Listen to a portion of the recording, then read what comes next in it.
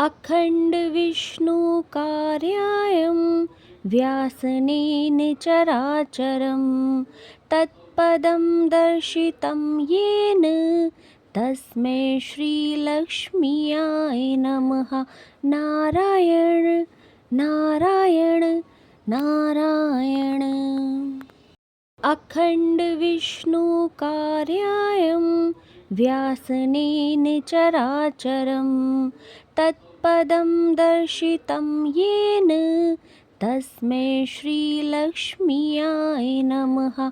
नारायण नारायण नारायण। अखण्डविष्णुकार्यायं व्यासनेन चराचरं तत्पदं दर्शितं येन तस्मै श्रीलक्ष्म्याय नमः। नारायण नारायण नारायण। अखण्डविष्णुकार्यायं व्यासनेन चराचरं तत्पदं दर्शितं येन तस्मै श्रीलक्ष्म्याय नमः। नारायण नारायण नारायण। अखण्डविष्णुकार्यायं व्यासनेन चराचरं तत्पदं दर्शितं येन तस्मै श्रीलक्ष्म्याय नमः। नारायण नारायण नारायण। अखण्डविष्णुकार्यायं व्यासनेन चराचरं तत्पदं दर्शितं येन तस्मै श्रीलक्ष्म्याय नमः। नारायण नारायण नारायण। अखण्डविष्णुकार्यायं व्यासनेन चराचरं तत्पदं दर्शितं येन तस्मै श्रीलक्ष्म्याय नमः। नारायण नारायण नारायण। अखण्डविष्णुकार्यायं व्यासनेन चराचरं तत्पदं दर्शितं येन तस्मै श्रीलक्ष्म्याय नमः। नारायण नारायण नारायण। अखण्डविष्णुकार्यायं व्यासनेन चराचरं तत्पदं दर्शितं येन तस्मै श्रीलक्ष्म्याय नमः। नारायण नारायण नारायण। अखण्डविष्णुकार्यायं व्यासनेन चराचरं तत्पदं दर्शितं येन तस्मै श्रीलक्ष्म्याय नमः। नारायण नारायण नारायण। अखण्डविष्णुकार्यायं व्यासनेन चराचरं तत्पदं दर्शितं येन तस्मै श्रीलक्ष्म्याय नमः। नारायण नारायण नारायण। अखण्डविष्णुकार्यायं व्यासनेन चराचरं तत्पदं दर्शितं येन तस्मै श्रीलक्ष्म्याय नमः। नारायण नारायण नारायण। अखण्डविष्णुकार्यायं व्यासनेन चराचरं तत्पदं दर्शितं येन तस्मै श्रीलक्ष्म्याय नमः। नारायण नारायण नारायण। अखण्डविष्णुकार्यायं व्यासनेन चराचरं तत्पदं दर्शितं येन तस्मै श्रीलक्ष्म्याय नमः। नारायण नारायण नारायण। अखण्डविष्णुकार्यायं व्यासनेन चराचरं तत्पदं दर्शितं येन तस्मै श्रीलक्ष्म्याय नमः। नारायण नारायण नारायण। अखण्डविष्णुकार्यायं व्यासनेन चराचरं तत्पदं दर्शितं येन तस्मै श्रीलक्ष्म्याय नमः। नारायण नारायण नारायण। अखण्डविष्णुकार्यायं व्यासनेन चराचरं तत्पदं दर्शितं येन तस्मै श्रीलक्ष्म्याय नमः। नारायण नारायण नारायण। अखण्डविष्णुकार्यायं व्यासनेन चराचरं तत्पदं दर्शितं येन तस्मै श्रीलक्ष्म्याय नमः। नारायण नारायण नारायण। अखण्डविष्णुकार्यायं व्यासनेन चराचरं तत्पदं दर्शितं येन तस्मै श्रीलक्ष्म्याय नमः। नारायण नारायण नारायण। अखण्डविष्णुकार्यायं व्यासनेन चराचरं तत्पदं दर्शितं येन तस्मै श्रीलक्ष्म्याय नमः। नारायण नारायण नारायण। अखण्डविष्णुकार्यायं व्यासनेन चराचरं तत्पदं दर्शितं येन तस्मै श्रीलक्ष्म्याय नमः। नारायण नारायण नारायण। अखण्डविष्णुकार्यायं व्यासनेन चराचरं तत्पदं दर्शितं येन तस्मै श्रीलक्ष्म्याय नमः। नारायण नारायण नारायण।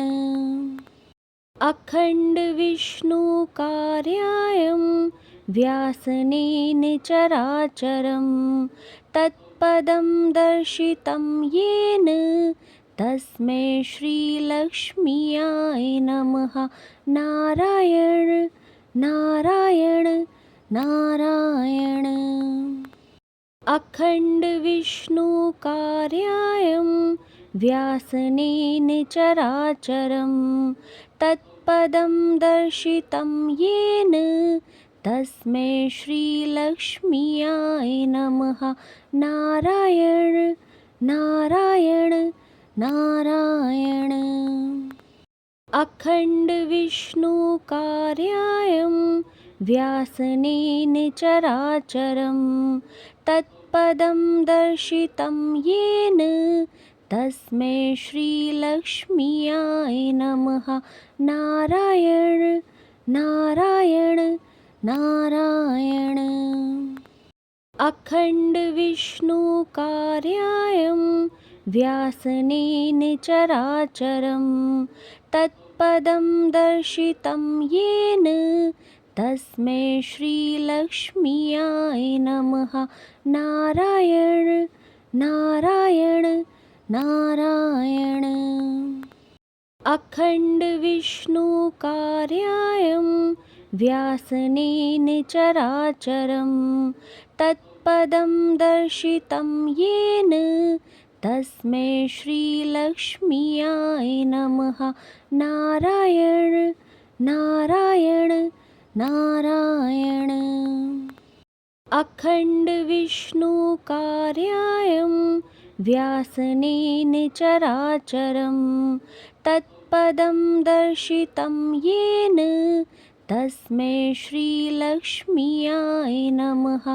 नारायण नारायण नारायण।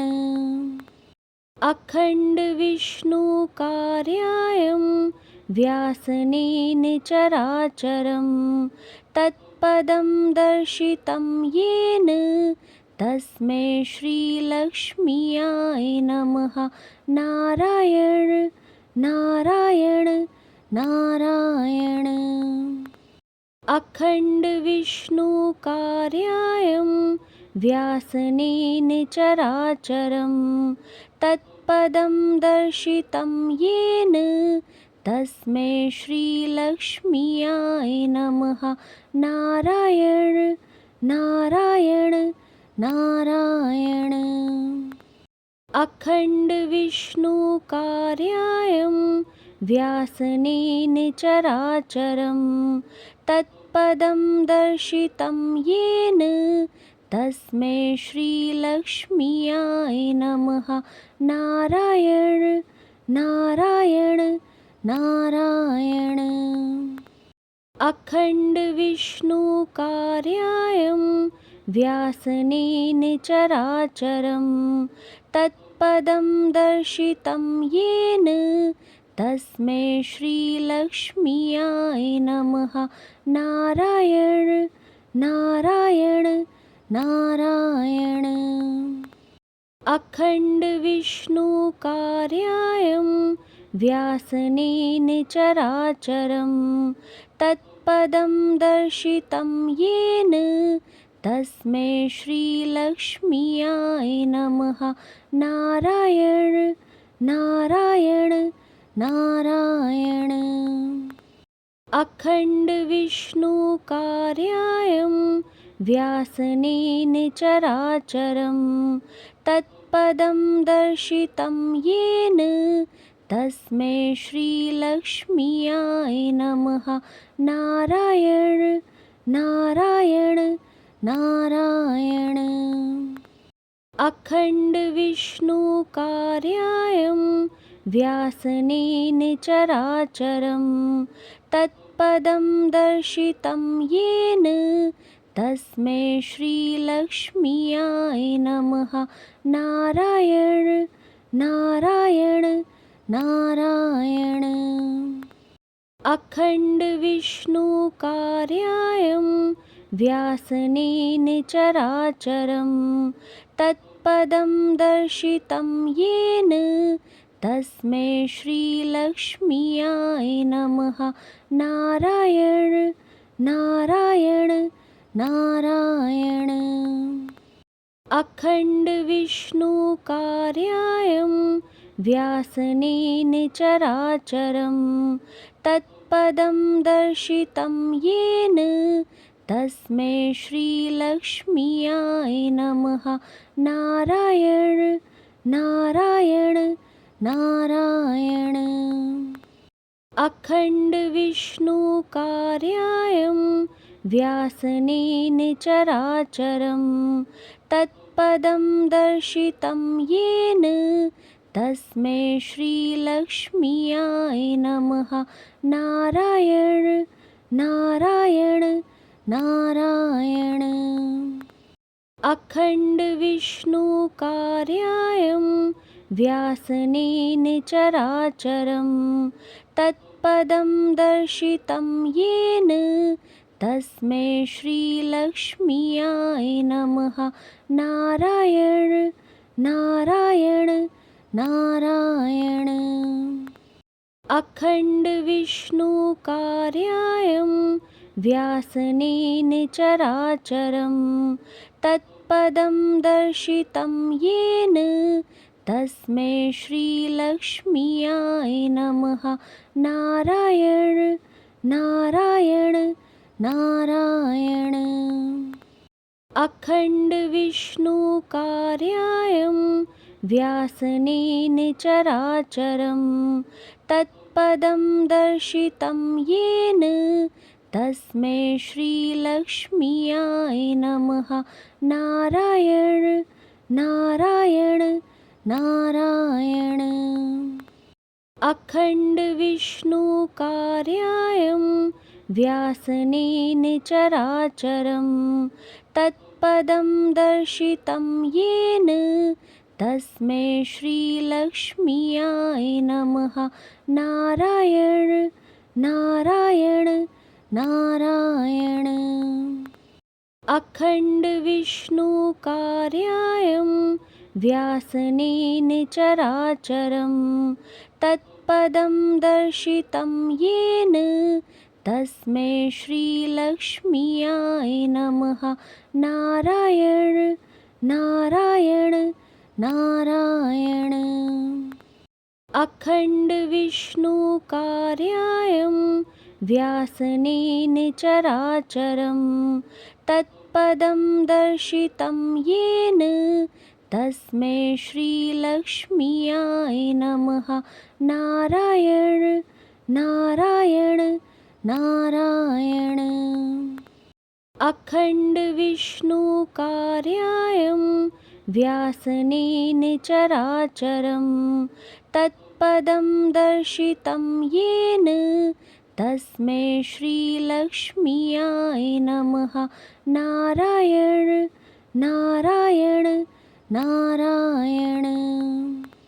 अखण्ड विष्णु कार्यायं व्यासनेन चराचरं तत्पदं दर्शितं येन तस्मै श्रीलक्ष्म्याय नमः।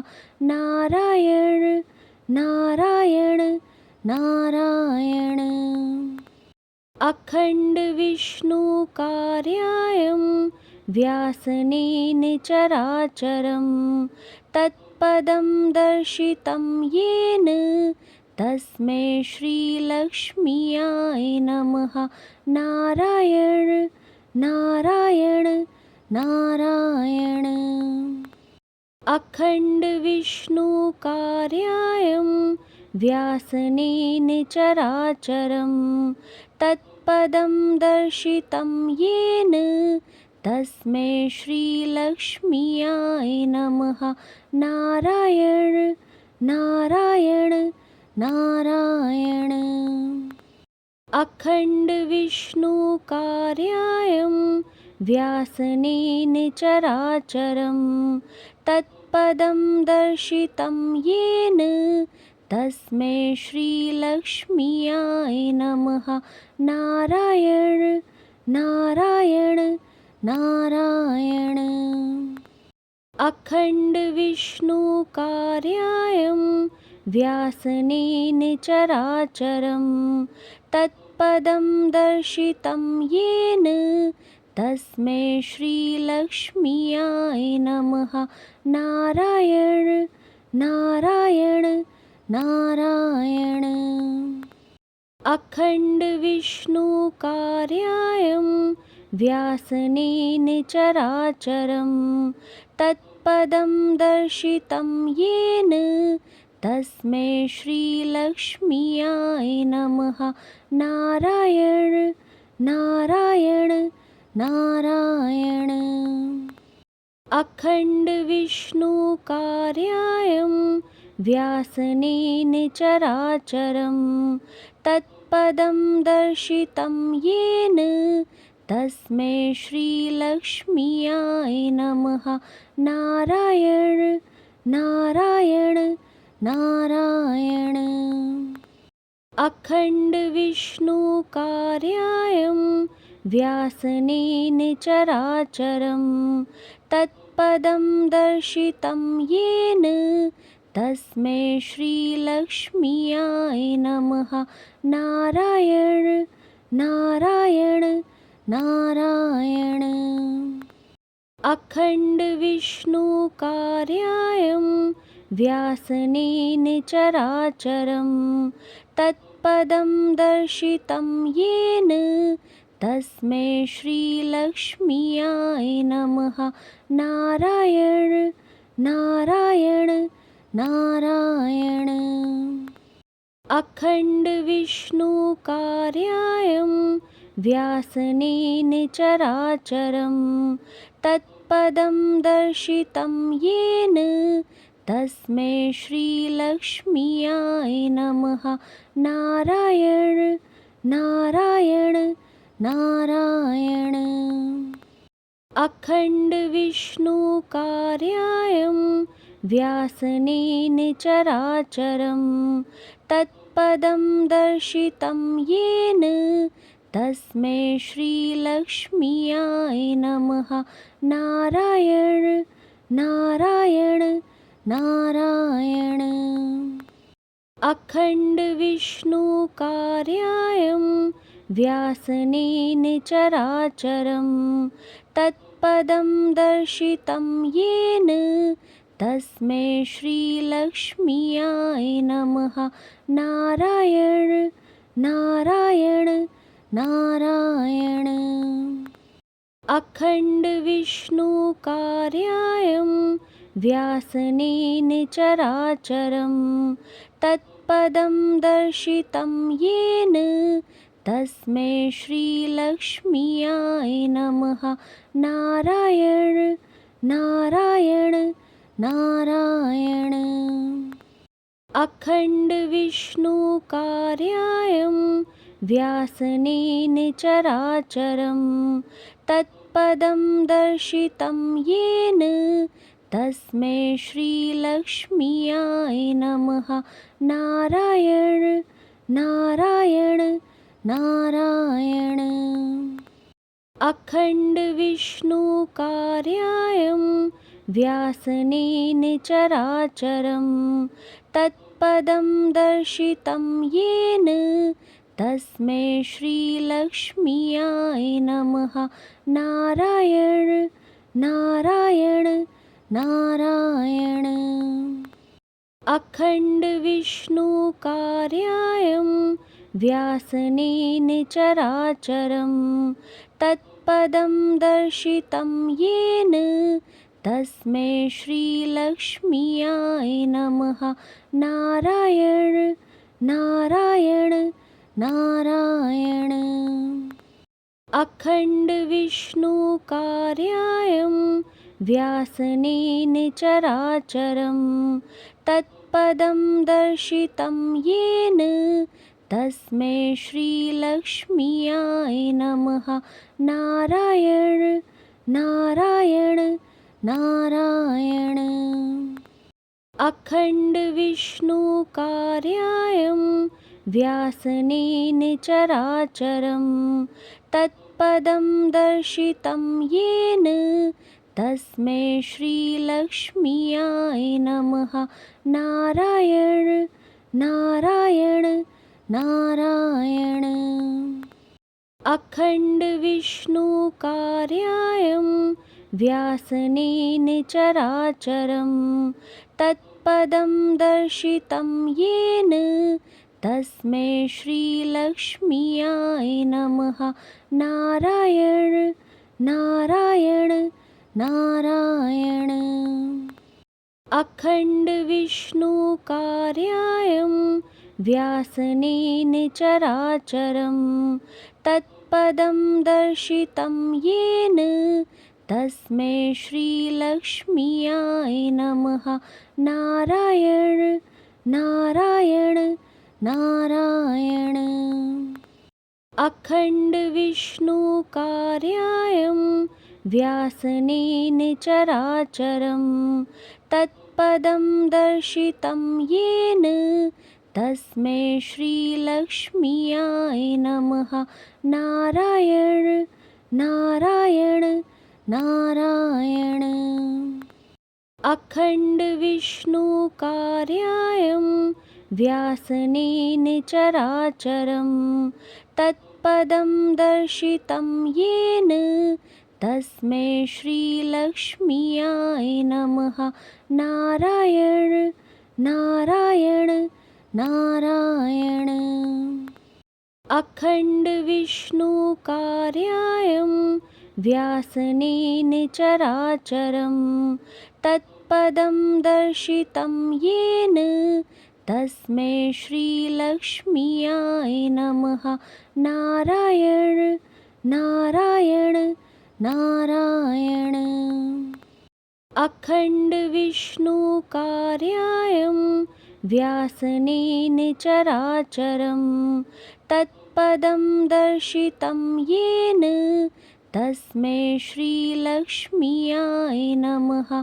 नारायण नारायण नारायण।